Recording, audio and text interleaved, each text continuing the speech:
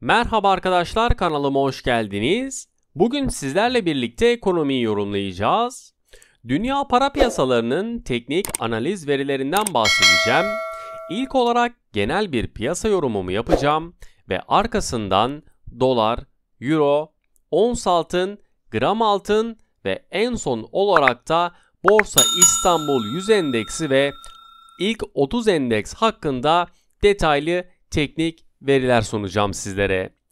İlk olarak haftaya yükselişle başlayan Borsa İstanbul önceki kapanışına göre 47,27 puan artışla başladığı güne yılbaşındaki 5705 seviyesinin üzerini geçerek yeni bir tarihi rekor seviyesini bizlere gösterdi.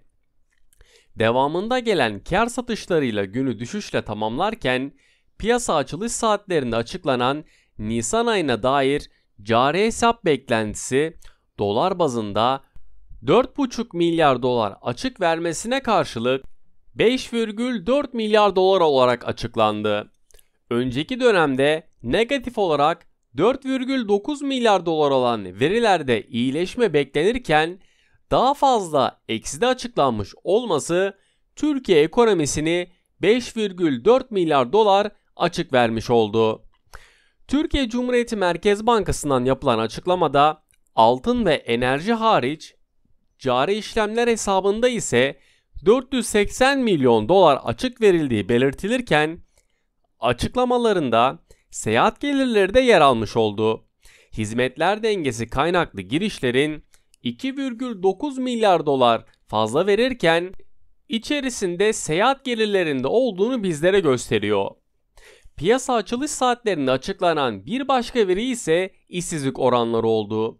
%10,2 olarak açıklanan verinin %10,1 olan önceki döneme kıyasla hafif artış gösterdiği görüldü. Finansman taraflarına baktığımızda ise Nisan ayında doğrudan yatırımlarla birlikte 784 milyon dolarlık net bir girişin görüldüğü, portföy yatırımlarında ise 1,2 milyar dolarlık net çıkış görüldüğü, yabancı yatırımların hisse senedi piyasalarında 37 milyon dolarlık net satış gerçekleştirdiği, devlet iç borçlanma senetlerinde ise 6 milyon dolar civarında net satış yaptıklarını gördük. Bugün yurt içerisinde perakende satışlar, Perşembe günü bütçe dengesi ve Cuma günü ise yıl sonu tüketici fiyat endeksi 22 Haziran'da yapılacak olan Türkiye Cumhuriyeti Merkez Bankası gündemi öncesinde dikkat çeken veriler arasında yer alırken bunları da yakından takip ediyorum. Avrupa borsalarında haftaya alıcılı başlarken otomobil üreticilerinin öncülüğünde güne yükselişle tamamladığını gördük. Almanya'da DAX 40 endeksinde %0,93'lük değer kazanımı ile 16.097 puanla, Fransa'daki borsada ise %0,52'lik artış ile 7.250 puan seviyelerinde, İtalya'daki borsada ise %0,91'lik yükseliş ile 27.410 puan seviyesinde tamamladığını gördük. Avrupa Merkez Bankası Euro bölgesi resesyona girerken bile enflasyonla mücadelesini sürdürerek Perşembe günü bir faiz artırımı daha yapacak.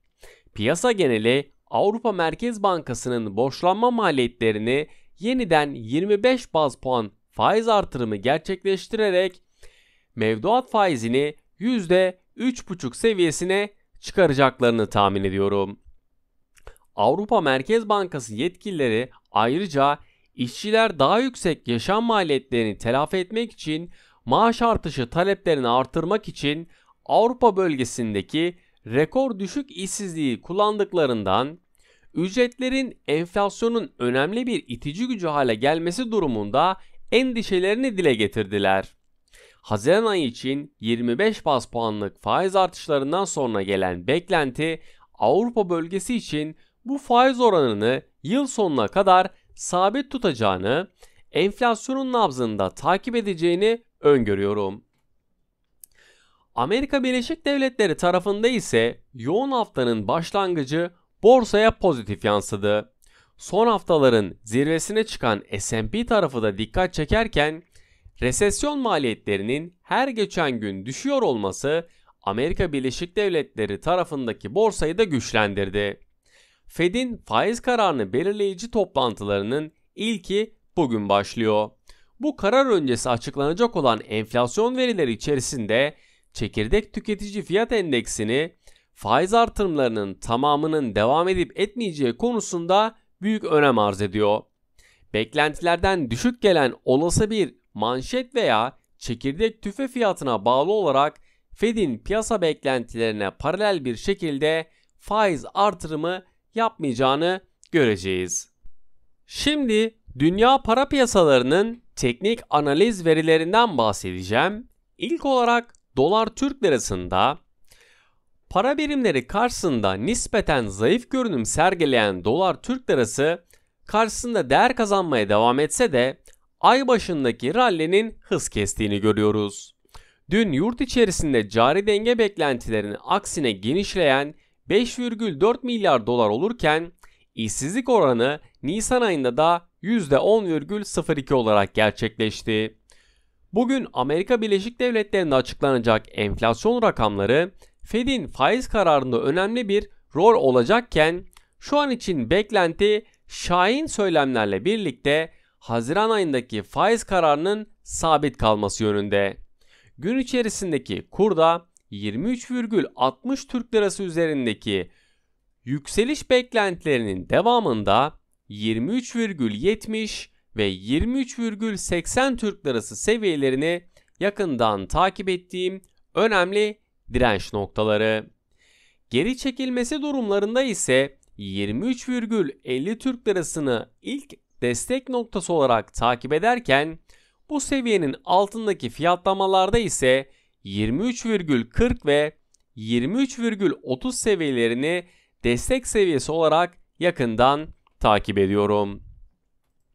Euro Türk Lirası tarafında ise Euro dolar karşısında değer kazanmaya devam ederken çaprazda da primlendiğini ve 25,40 seviyesindeki kapanışlarını gerçekleştirdiğini gördük. Euro Türk Lirası karşısında yılbaşından bu yana %27 prim kazanmış durumdayken dün yurt içerisinde Nisan ayındaki işsizlik sayısı da 74.000 artış gösterdi. Aylık bazda işsizlik oranı %10,2'ye yükselirken bugün Euro bölgesinde Almanya'da enflasyon ve ZEV ekonomik endeksinin verileri açıklanacak.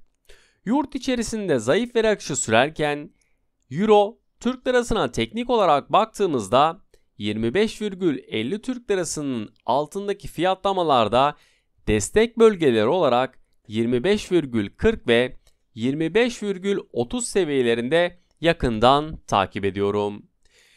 Yükselişin devam etmesi durumunda ise 25,60 seviyesini ilk direnç seviyesi olarak karşımıza çıkarken bu seviyelerin üzerinde ise 25,70 ve 25,80 Türk Lirası seviyelerinde yakından takip ediyorum.